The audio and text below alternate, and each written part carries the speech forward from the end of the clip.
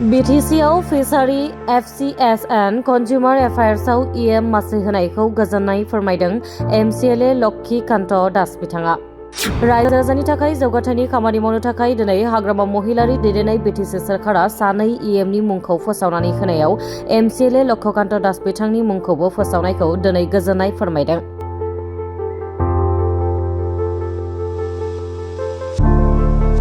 दायो रायजो राजानि जौगाथायनि खामानि मावनो थाखाय 27 नं नाग्रिजुलि बियाफनि MCLA एबा गोदानै BTCनि सोरखारनि मावफुं सोद्रोमा मोननो हानानै रायजो राजानि जौगाथायनि खामानि मावनो थियारि होननानै फोरमायदों। मावफुं सोद्रोमा लक्ष्मीकान्त दास बिथाङा BTC हालामजों लोगोसेनो तामुलपुर जिल्ला आरो नाग्रिजुलि ओनसोलनि रायजो राजानि थाखाय गोख्रों खामानि मावगोन होननानै फोरमायदों। दायो गोदानै बिबान मोननो हानायखौ गोजोननाय फोरमायनायजों लोगोसेनो आसामनि गिबि मन्थ्रि डक्टर हिमन्त बिश्व शर्माया बिथांजों लोगोसे BTCनि चिफ हाग्रामा महिलारि बिथांमोनखौ साबायखर बावदों MCLA लक्ष्मीकान्त दास बिथाङा।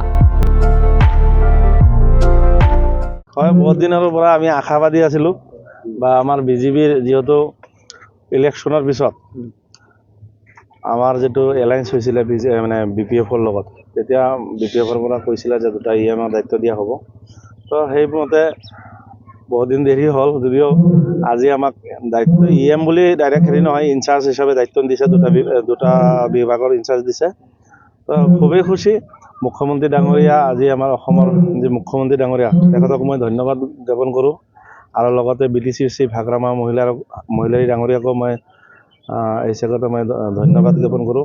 লগতে মই সকলো নাগজুলিবাসী ৰাইজ, যিসকলে মোক ভোট দি বা ইমান মৰম আৰু সন্মান দি মোক আজি MCLA বনাইছে, তেখেতসকল নাগজুলিবাসী ৰাইজকো মই ধন্যবাদ জ্ঞাপন কৰিছোঁ। আজি তেখেতসকলৰ কাৰণে আজি মই এইখিনি পাবলৈ সক্ষম হৈছোঁ। যেটো নতুন বছৰ যেটো সুখবৰ আহিলে, কেনেকুৱা ধৰণৰ সংকল্প ল'ব, কেনেকুৱা ধৰণৰ ৰাইজৰ কেনেকুৱা ধৰণৰ কাম কৰিব, এই দুটা যেটো আপোনাৰ বিভাগ দিলে কেনেকৈ আগবঢ়াই দিব আপুনি? নিশ্চিতভাৱে ৰাইজ নতুন বছৰত আগতে মই নতুন বছৰৰ জানুৱাৰী যি নতুন বছৰ সকলোকে মই নতুন বছৰৰ শুভেচ্ছা জ্ঞাপন কৰিছোঁ। লগতে যি দুটা বিভাগ দিছে, এই বিভাগৰ জৰিয়তে খাদ্য সামৰিক যোগান বিভাগ আৰু মীন বিভাগ, আমাৰ এই অঞ্চলত বহুতো এনেকুৱা ধৰণৰ মানে কাম কৰিব লগা আছে।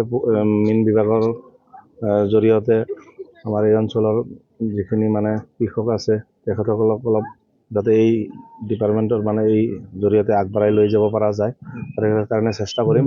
কৰিবলগীয়া বহুত আছে, সমষ্টিত বহুতো কাম কৰিব লগা আছে। তো কাম হ'ব আগন্তুক দিনত, আশা কৰিছোঁ। ৰাইজৰ যিহেতু ৰাইজে মোক ইমান সন্মান মানে আশীৰ্বাদ দিছে, সেইকাৰণে মই ৰাইজৰ কাৰণে মই কাম কৰিম।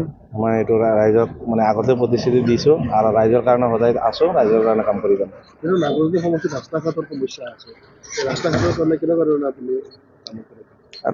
মই ধৰক MCLA হোৱাৰ পিছত মই মোটামুটি আজিৰ দিনত 10 কোটি টকাৰ ৰাস্তা অলৰেডি চেংচন হৈছে আৰু খুব কম সময়ৰ ভিতৰতে ৰাস্তাৰ কাম হ'ব।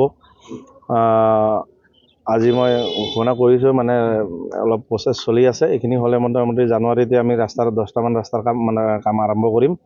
লগতে আপোনাৰ নাগজুলিত ডিগ্ৰী কলেজৰ এটা অসুবিধা আছিলে, মুখ্যমন্ত্ৰী ডাঙৰীয়াই মোক মাটি চাব দিছে আৰু মাটিৰ মই 50 বিঘা মাটিৰ এটা এলটমেণ্ট ওলাইছোঁ। এতিয়া নাগজুলিত ডিগ্ৰী কলেজ হ'ব।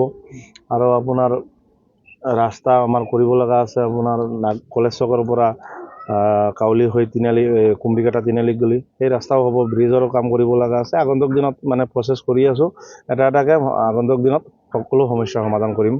বিধানসভা নিৰ্বাচনক লৈ কেনেদৰে প্ৰস্তুতি চলাইছে আপোনাৰ সমষ্টিত? বিধানসভা নিৰ্বাচনৰ প্ৰস্তুতি আমাৰ চলি আছে। যোৱাকালি আপোনালোকে পাইছে বোধহয়, যোৱাকালিও আমি বহুত কাৰ্যকৰ্তা জইনিং কৰাইছোঁ। আৰু চাওক, এইটো গোৰেশ্বৰ সমষ্টি, আমি যিহেতু নাগজুলিটো গোৰেশ্বৰ সমষ্টিত পৰে, আৰু আগন্তুক দিনত মই আশাবাদী যে গোৰেশ্বৰত BJPৰ কেণ্ডিডেট হ'ব, প্ৰাৰ্থী হ'ব। আৰু BPFৰ লগত যিহেতু এলায়েন্স, যাৰে প্ৰাৰ্থী থাকে, আমি এলায়েন্স হিচাপে যিজন কেণ্ডিডেট দিব তাক আমি বিপুল ভোটত নাগজুলি সমষ্টিৰ পৰা, মানে চুকলাই, চেৰফাং, গোৰেশ্বৰ, নাগজুলি হাইষ্ট ভোট মই নাগজুলি সমষ্টিৰ পৰা দিবলৈ আমি চেষ্টা কৰিম। সেইটো 9 তাৰিখে শুক্লাইত মুখ্যমন্ত্ৰী আহি আছে, উদ্যমিতা আঁচনি কি ক'ব আপুনি? হয়, মহিলা উদ্যমিতা যি আঁচনি আছে, আজি মোটামুটি বহুত দিন ধৰি আমাৰ মহিলাসকলে মানে অপেক্ষাত আছে যে কেতিয়া 10,000 টকা পাব আৰু খুব উৎসাহেৰে বাট চাই আছে। তো অহা 9 তাৰিখে আমাৰ এই উৎসাহ মানে অন্ত পৰিব মহিলাসকলৰ। আৰু এইটো খুব এটা ভাল আঁচনি।